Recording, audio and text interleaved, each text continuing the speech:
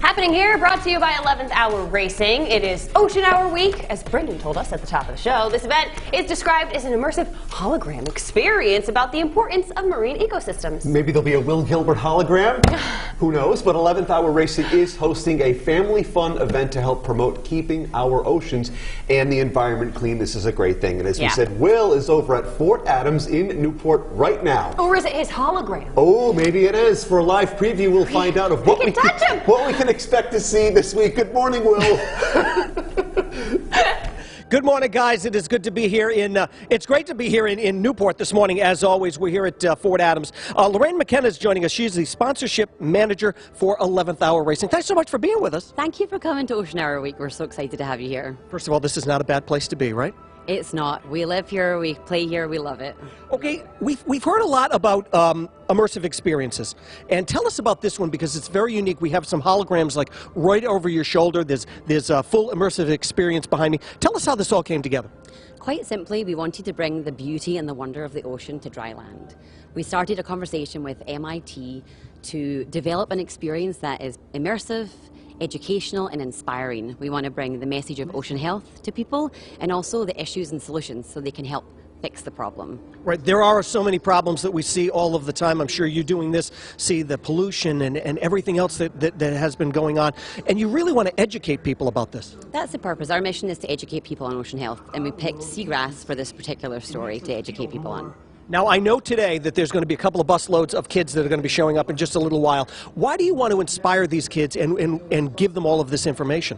We need to inspire and motivate change. We want to talk about seagrass for this particular story because it's the unsung hero of the ocean. It's not widely talked about and the benefits aren't widely talked about, but it sequesters 35 times more carbon than the Amazon rainforest. Really? And it provides food and shelter to millions of marine animals. So we want to share how important seagrass is that you might not know about, and also share the resources on how you can help mitigate your footprint and protect seagrass. Right, because people don't realize how delicate that the ecosystem really is. They really don't, and our mission is to inspire, education and motivate behaviour change. So coming here, we want people to feel a connection with the ocean, and when they feel connected, they want to protect and act. So we want to be able to point them to resources. They can go online and download Save the Bay's Clean Bay Living Guide, which will give them tips and tools how to reduce their footprint and also help to understand how you can help restore seagrass. Now, I'm also reading here, this is the Ocean Hologram Exhibit's second event since it debuted last year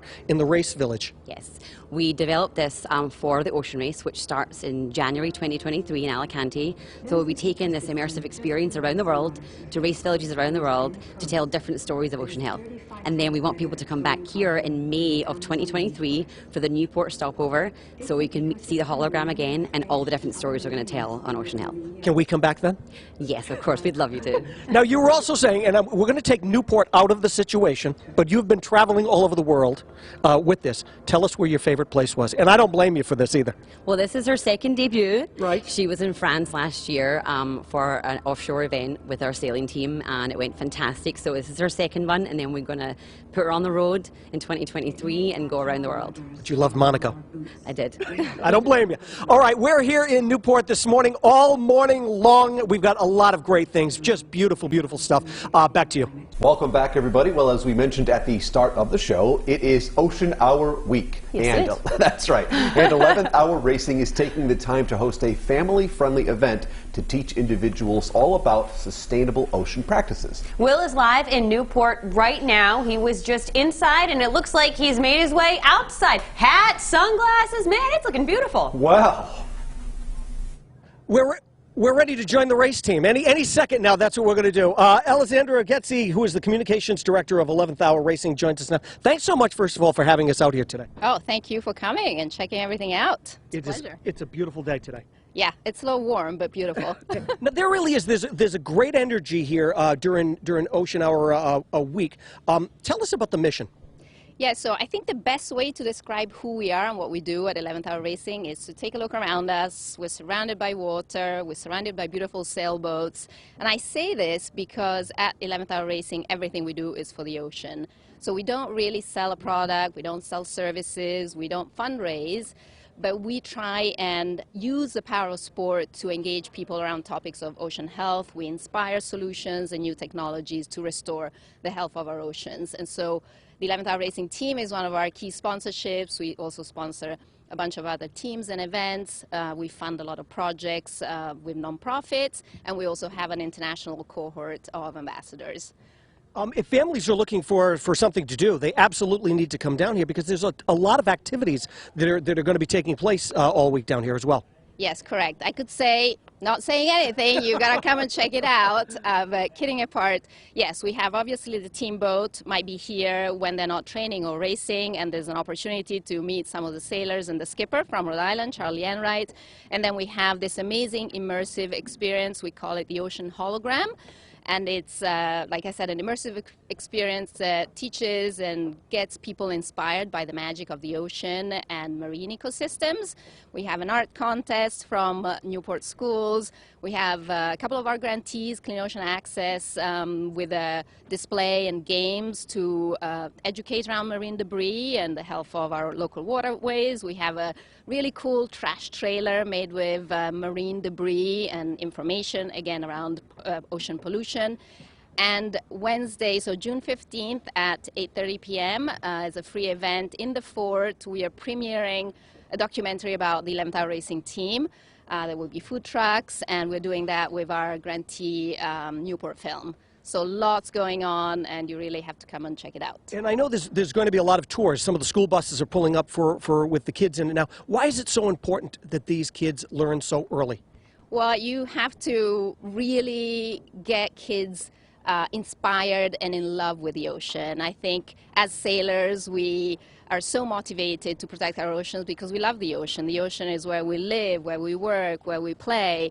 And so even though a lot of kids live around Newport, they might not have access to the water. So bringing them down to the water, working with our grantee Sail Newport, taking them out sailing, and just learning and just inspiring them, I think, is so important. And this sailboat behind us is absolutely beautiful. Yeah, thank you. It's pretty cool. It's super high tech, flies with these amazing foils, and it's got some really cool branding. So when you see the boat sailing, you'll see these 11s, which reference the 11th hour on the clock, meaning that it's time to act now to restore the ocean. And if you look at those 11s, everybody will see a different story in them. Sounds good. Thanks so much for being with us today. There is more to come from Fort Adams with 11th Hour Racing. Back to you. Happening here, brought to you by 11th Hour Racing. It is, as we've told you, Ocean Hour Week, and all morning long. I don't want to block the man of the hour. We have been getting a preview of all of the fun happening in Newport this week to celebrate. Will Gilbert is over at Fort Adams to check in and give us a preview of everything happening one last time. Hello once again, buddy. Welcome aboard, Brendan. Thanks so much for being with us today. We are here this morning with Justine Matreau, who's a sailor on the 11th Hour Racing team. Thanks so much for letting us, first of all, get on. Thanks to you. Good morning. Okay, so you are, just give everybody a little background on this, you are one of Switzerland's most experienced offshore sailors, race solo around all the time. Yeah, so I sailed a bit solo on different circuits, like the Figaro circuit, Mini Transat, and I also took part to a few Volvo Ocean races. So I always try to mix both sailing solo to have the multi-skills experience, and also sailing crewed, so you can benefit from the experience of really good other sailors. Tell us about the crew on board this ship. Yeah, so the new rule for sailing on the ocean race with the IMOCAS is to have 5 people on board, 4 sailors, 1 media man, and on the 4 sailors you need to have 1 female part of the team. Okay, and we were talking before, so there is one person on board here who's responsible for cooking, also social media, filming, everything that you folks are doing. Yeah, exactly. So it's the role on our boat. We have Amory Ross doing that, who's from Newport. And yeah, so he's in charge of all the media which will come out of the boat, and he's also giving a hand for preparing the food and helping us, like having coffees, having food when he has the time to do that for us as well. What is life like on board one of these sailboats? We see them here in Rhode Island all the time, off in the distance, or racing around Newport, racing around Jamestown, but it has to be another thing living on a beautiful ship like this. Yeah, for sure. So with the new IMOCAs, with the big falls and so on, for sure we are going faster. Also, like kind of starting to really fall above the water, so it gets more uncomfortable. So yeah, it's another step I think on the speed and also the difficulty of managing the boat and living on the boat. Can you tell us a little bit about this? This ship is only a couple of years old, correct? It's just it's a bit less than 1 year old, probably around 9 months. So it's one of the latest IMOCA launched. So yeah, I think every IMOCA is trying to get better than the previous one. So there is a lot of evolutions. So it makes it really interesting as well. One of the things I did notice are the fins that are sticking out here. Is that for speed and stability?